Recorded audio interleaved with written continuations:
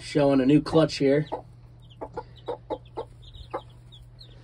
So because of the way this brood pen was set up, this hen was single mated with one of my favorite brown red cocks. And she's a quality hen. She's an F1. I started out with a brown red from one breeder and a brown red cock from another breeder. And so technically they were F1 and her generation.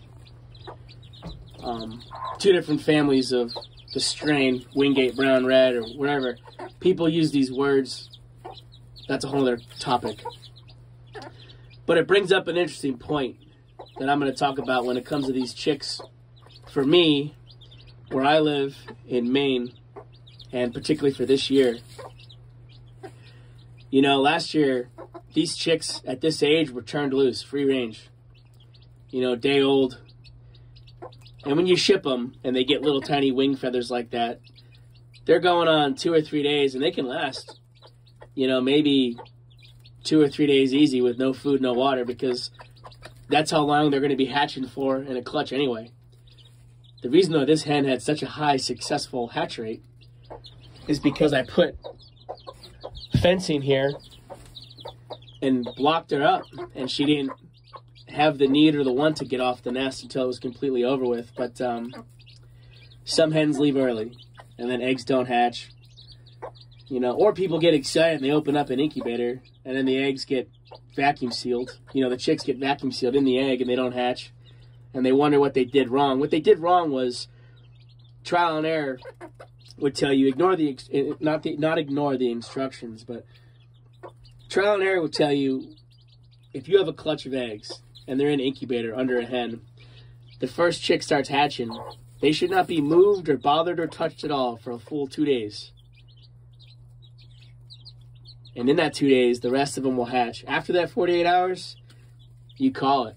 You got to physically remove that hen, get the eggs out that weren't going to hatch. There's a multitude of reasons why they don't. And, you know, some are successful like this. I mean, it could have been the freshness. There was no disturbance for her. If a hen is being disturbed for some reason, who knows what's going on. But anyway, the point that I was going to talk about right now as I'm walking around thinking is that this year, because I got hit so hard, like I had whole clutches wiped out last year, I'm babying them a little bit again. You know, I'm leaving them protected in a pen or a cage or a little coop or whatever for, you know, 2 weeks at least, up to, I think, 4 or 5, it gets blurry, I think 4 or 5 weeks. Some of the clutches I turned loose at 4 weeks, 5 weeks, and they've been free range like that. Some I turned loose at 2 weeks. And American gamefowl, American game hens, pardon me, they'll take off, you know. After a week or two, some hens will just leave. And those chicks gotta sink or swim. And, you know, if they're totally free range and you only rely on natural selection, you'll be lucky if you get one chick reach adulthood. You know, and maybe that's okay. Like sometimes I tell myself, and I tell other people this, if you can get a male and female from each brood pen, or if you got like a breed you're trying to work with, if you can get a male or female to make it for that generation, and you still have the parents, you might eventually have the grandparents, and then you have a pair to work with from that generation, you're doing something. And that might sound crazy to people, but at least you can breed that hen and breed that cock later on, you know. And some years baby him, some years don't baby him, whatever. See what works at your place. But you know, then again, natural selection should be a tool, not necessarily relied on completely. You know, if you're only getting one chick survive, there's no selection. The selection was already made, some would say. Well, that's true. But what if you want to have the ability to choose who to sell? You know what I mean? It's a balance.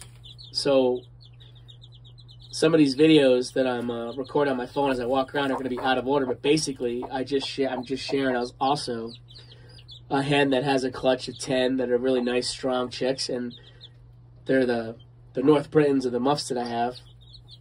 And I'll be lucky if half of them chicks make it.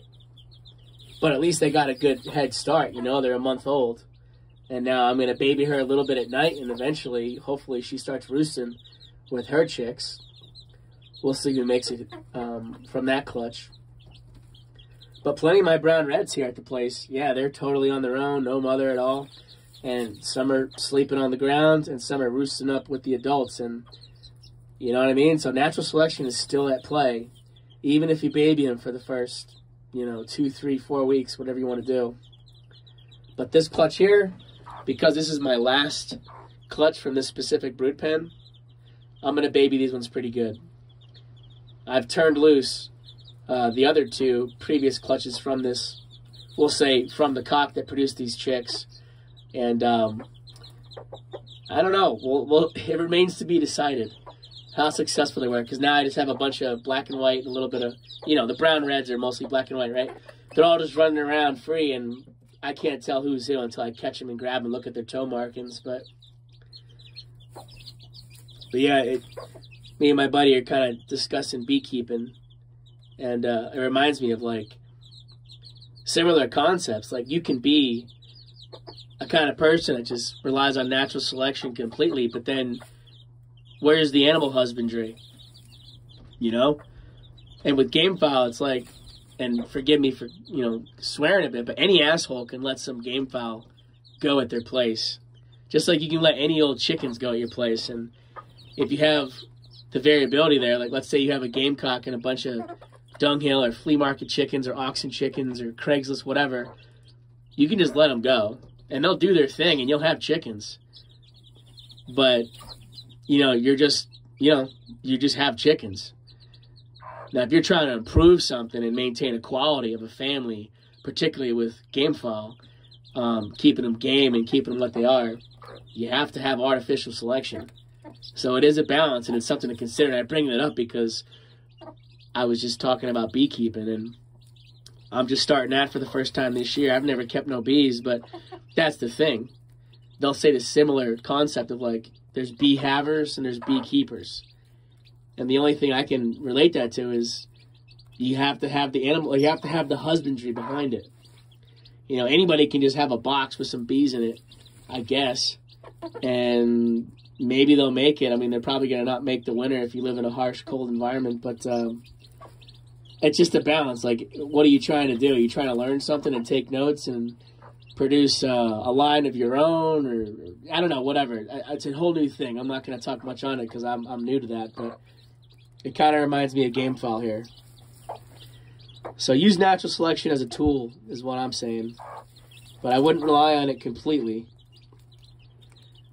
Now, in a post-apocalyptic, shit hits the fan situation, turn them loose. Start with gamefowl, or your gamefowl are the ones that are going to survive, and then, they won't be the gamest birds, but they'll be tough enough to survive in your, farmland and partially wooded or maybe forested environment wherever you live, and they'll be good enough for that. That's for damn sure, because I've done that before, but I didn't consider myself no gamefowl breeder, I tell you that. I was just a hayseed messing with some game chickens, and they were just free range, and natural selection was pretty much what I used. I selected a good cock once in a while from the ones that made it, but for the most part, yeah, I was lucky if one chick per clutch made it to adulthood. That's how harsh it is, and plenty of entire clutches got wiped out. So you can't choose nothing or sell or eat or any of that if you don't have anything to select from. So it's just a balance, I was thinking as I was walking around today.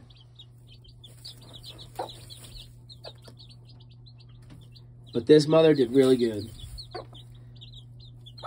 And this ain't her first rodeo. I mean, she's 3 years old this year, so she's a nice quality hen of mine. And these will be nice chicks. And I'll mark them accordingly. That's another reason I want to keep them separate for a while, because these are specifically hers.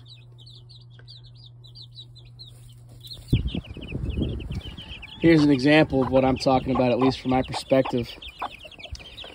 These chicks were just turned loose for the first time. I guess it was Saturday. No, it was yesterday morning, because I closed them up last night. And they're about a month old. So if half of them make it, there's 10 out here. That'd be pretty good. But yeah, if they were day-old chicks, in my experience, I'd be lucky if one of them made it, maybe two. But just giving them, 4 weeks or so of being protected in a cage with their mother, that's it's a huge advantage, but still only about half will make it. So it's like a combination of natural selection, and then it still allows me to choose. And she still happens to be a good mother, so she's not just going to leave them. But chicks at this age this year, for me, mothers have just been leaving them. 2 weeks old, 3 weeks old, 4 weeks old. Totally just day one, as soon as they were free, just fucking abandon them. And some of them are doing good, but, they're dying here and there too.